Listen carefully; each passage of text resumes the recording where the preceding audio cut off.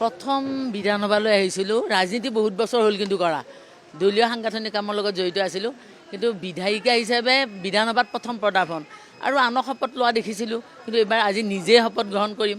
অকণমান মানে এটা বেলেগ অনুভৱ এটা হৈ আছে আৰু হয়তো এই আজিৰ অনুভৱটো একে মানে নিৰ্বাচনৰ ৰিজাল্টলৈকে সেইটো অনুভৱ হোৱা নাছিল আৰু আজি সেইটো অনুভৱ হৈছে।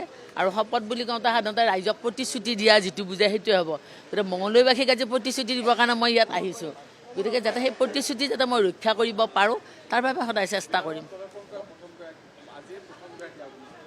আৰু আগত অহা নাই নেকি?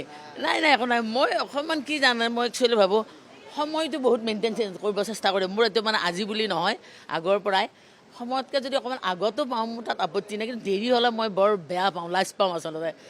মঙলদৈৰ পৰা আহিছোঁ, মই ঘৰৰ পৰা আহিছোঁ, কিন্তু ইমান ধুনীয়াকৈ যে আৰু এইটো মানে ইমান সোনকালে পোৱা এটা কাৰণ কি আমাৰ ৰাস্তা ঘাট এতিয়া বহুত ভাল। আগৰ নিচিনা ভঙা চিঙা ৰাস্তা ঘাট হ'লে মই ঘেটিয়াই আহি থাকিব লাগিলে, এতিয়া ইমান ধুনীয়া ৰাস্তা তৎক্ষণাত পাইছোঁ আহি। একদম এইটো আৰু সপোন হয়।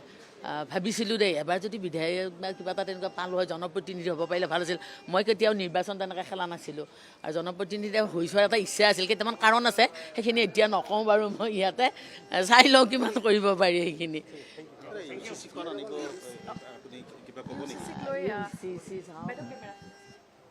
UCC-খনতো অতি প্ৰয়োজনীয় আৰু এইখিনি মহিলাৰ কাৰণে বিশেষকৈ UCC-খনৰ যিটো প্ৰয়োজন এইখিনি UCC-য়ে ভাল কৰিব আৰু মহিলাৰ সুৰক্ষাৰ ক্ষেত্ৰত হওক, অধিকাৰৰ ক্ষেত্ৰত হওক। আৰু মই কিছুমান কথা ইয়াত মানে কওঁ, মহিলাবিলাকৰ মানে যিটো UCC ব্যৱহাৰ যদি হয় নহয় অকণমান বান্ধোনত থাকিব, তেতিয়া ভাল হয়। আচলতে সমাজখন শৃংখলাবদ্ধভাৱে চলিব লাগিলে প্ৰত্যেকজন কিন্তু মানুহে কি আছে নিয়ম নীতি মানি চলিব লাগে। UCC-খন যদি ইমপ্লিমেণ্ট হয় তেতিয়াহ'লে অন্ততঃ সেইখিনি ভাল হ'ব বুলি মোৰ অনুভৱ। এইটোতো ডাঙৰ কথা, তেওঁলোকৰ মানুহ নাই যে আচলতে।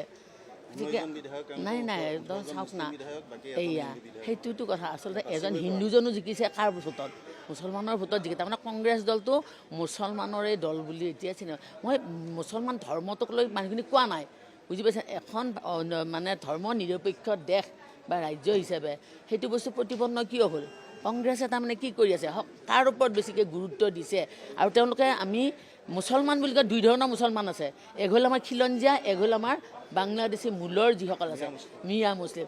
তেওঁলোকে সেইখিনিৰ ওপৰত বেছি গুৰুত্ব দিয়ে আৰু সেইকাৰণে আচলতে তেওঁলোকৰ আজি বিৰোধী দলপতি এগৰাকী লৈ পেলাই আজি তেওঁলোকে ইয়াত থিয় হ'ব পৰা নাই। আৰু যাত দলপতি নাই তেওঁলোকে বিৰোধী আসনত থাকি সদনত কি মাত মাতিব আজি এতিয়া প্ৰতিপন্ন। মই বেছি আৰু বিৰোধীৰ বিষয়ে বেছি নকওঁ আৰু। কৈ থাকে শাসকীয় পক্ষই যে কংগ্ৰেছ কেৱল মিয়াৰ দল, এতিয়া এই নিৰ্বাচনত এইটো ক'ৰবাত কোনোবাখিনিত প্ৰতিফলিত হৈছে বুলি এতিয়া হৈছেতো। এতিয়া মই আৰু কি ক'ম, অলৰেডি 9জন বিধায়কৰ তেওঁলোকৰ জিকি যোৱা লৈ আপোনাৰ যিটো মানে ভোটাৰৰ পেটাৰ্ণ সেইটোৱে বুজাই দিছে সেইখিনিহাত।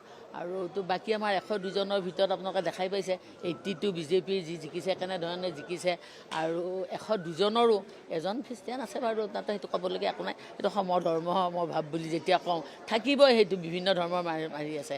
গতিকে এইবিলাক মানে এটা দুটা মেৰুত যাতে এইটো প্ৰতিপন্ন নহয় অৱস্থানটো, সেইটো সদায় মানে চিন্তা কৰিম।